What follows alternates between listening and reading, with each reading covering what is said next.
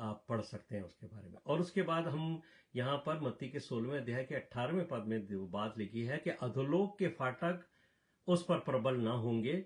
यहां मैं आपको ये बताना चाहता हूं कि अधोलोक, शायद मैंने पहले आपको इस बारे में एक स्टडी दी होगी कि अधोलोक है क्या स्थान, लेकिन आपको लूका के 16वें अध्याय के अंदर अधोलोक का जिक्र यीशु मसीह ने किया है।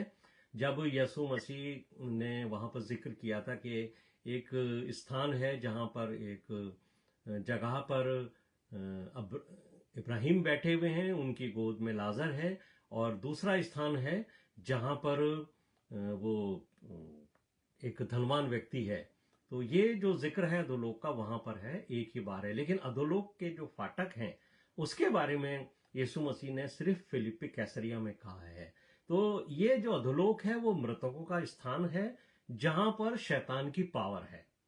तो ये शैतान की पावर को दिखाता है। और मैंने आपको शायद पहले भी बताया था कि उससे शैतान की जो पावर है, जो डेथ की पावर है, उसके बारे में हमें बाइबल की स्टडी करने से पता पड़ता है कि उसने शैतान ने मनुष्य को पाप में गिरा दिया था, और पाप में गिराने के बाद उसको हर मनुष्य की आत्माओं के ऊपर एक अधिकार मिल गया था, एक पावर मिल गया था, उसको कंट्रोल मिल गया था कि वो हर मनुष्य की आत्मा को मरने के बाद अपने कंट्रोल में अधोलोक के अंदर रखे।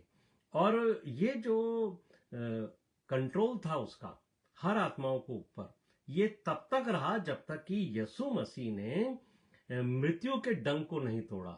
यीशु मसीह ने सलीब के ऊपर दो बड़े काम किए थे। अक्सर हम एक काम का तो बहुत जिक्र करते हैं कि यीशु मसीह ने हमें पापों से छुड़ाया, हमारे पापों के लिए यीशु मसीह ने बलिदान दिया।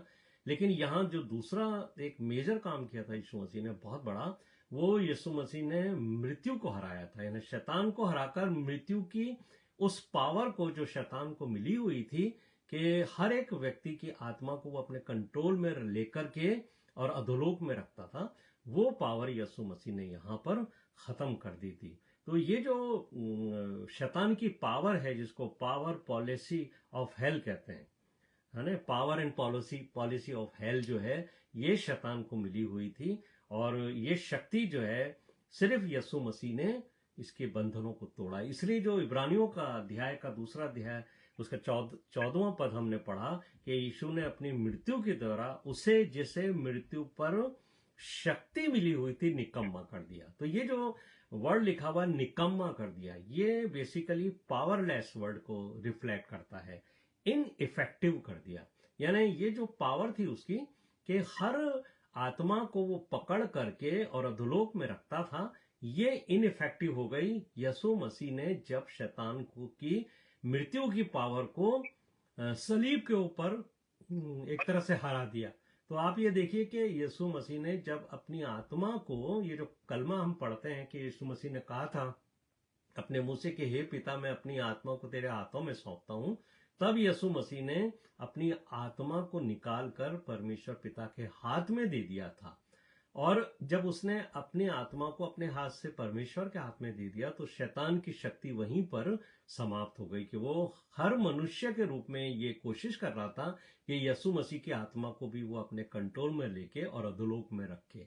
लेकिन शैतान के पास इतनी पावर नहीं है कि वो परमेश्वर के हाथ से किसी चीज को छीन सके। तो ये जो काम हुआ था वो अधोलोक की उस शक्ति को समाप्त करने का काम था जो हमने सलीब के ऊपर देखा।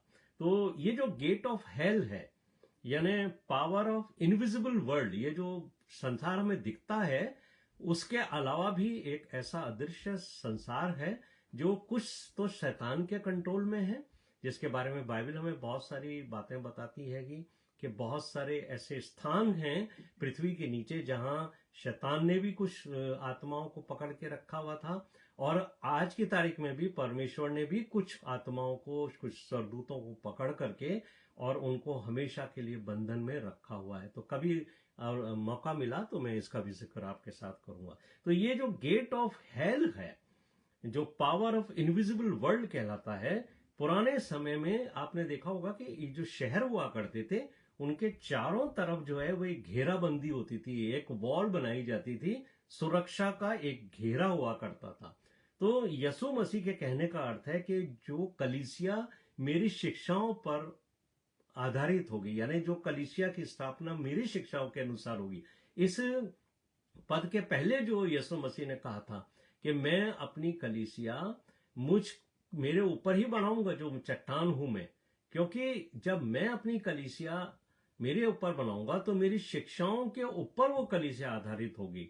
और जो लोग और जो मंडली प्रभु यीशु मसीह की शिक्षाओं पर चलकर स्थापित होती है, उसके लिए यीशु मसीह यहां कह रहे हैं कि उसके ऊपर शैतान की जो मृत्यु की शक्तियां हैं, वो जो हैं वो कभी भी उसके ऊपर गालिब नहीं होंगी या उसके ऊपर हावी नहीं होंगी।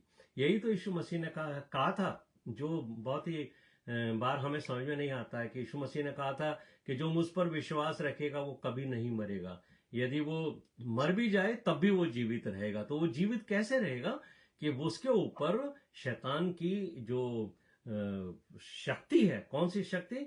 अधोलोक की शक्ति, वो उसके ऊपर हावी नहीं होगी। तो हम जितने भी लोग हैं जो विश्वासी हैं, जब हमारी मृत्यु होती है तो अब शैतान कि वो पावर हमारे ऊपर हावी नहीं होती है कि वो हमारे को पकड़ करके हमारी आत्मा को अपने कंट्रोल में रखे, बल्कि हमारी आत्माएं जो हैं वो परमेश्वर के पास तीसरे स्वर्गलोक के अंदर रहती हैं, जहां पर प्रभु यीशु मसीह ने हमें रखने का वादा किया है। और अभी भी वो लोग जिन जो दुष्ट प्रवृत्ति के रहे हैं, जिन्होंने यीशु मसीह को स्वीकार नहीं किया है, जो शैतान के अनुसार चलते हैं, उनके आत्माओं को अधोलोक के अंदर रखने का स्थान और पावर अभी भी शैतान के पास है कि वो उनको अपने कंट्रोल में रख लेता है। या मैं कहूंगा कि यीशु मसीह या परमेश्वर जो है अब उसके मृत्यु की शक्ति के अनुसार अधोलोक के उस हिस्से में उन लोगों को रखते हैं, उसका कंट्रोल अब परमेश्वर के पास है अधोलोक की शक्ति का। और